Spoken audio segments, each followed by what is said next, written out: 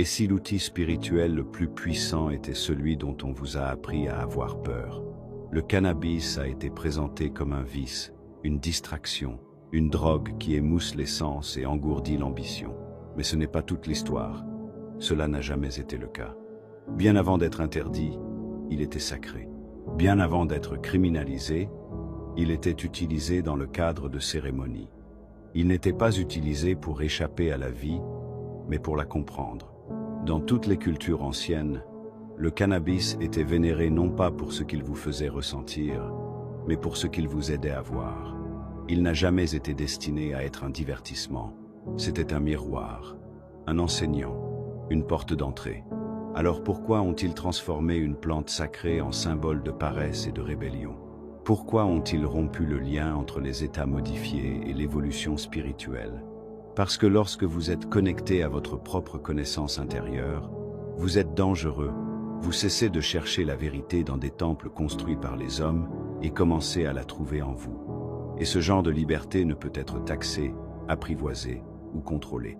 Bien avant les lois, bien avant les frontières, et bien avant que tout gouvernement ne revendique la propriété de la conscience, le cannabis était un pont, un outil spirituel, un guide sacré. Les civilisations anciennes ne sont pas tombées par hasard sur cette plante et n'ont pas décidé de la fumer pour le plaisir.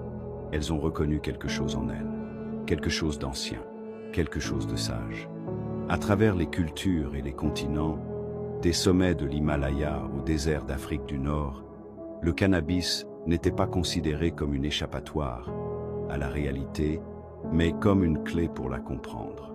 Les sadhus indiens n'utilisaient pas le cannabis pour se déconnecter, mais pour aller plus loin.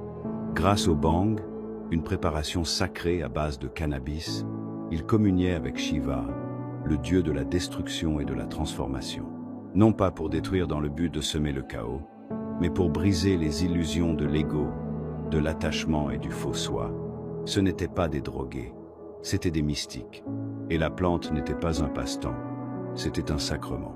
Dans la Chine ancienne, les chamans taoïstes brûlaient du chanvre lors de rituels pour altérer la perception et entrer dans des dimensions spirituelles.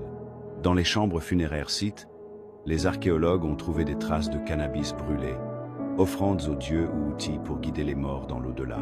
Au Moyen-Orient, les premiers textes hébreux mentionnent le cannabosme, une plante que de nombreux chercheurs identifient aujourd'hui comme du cannabis, utilisée dans l'huile sacrée décrite dans le livre de l'Exode.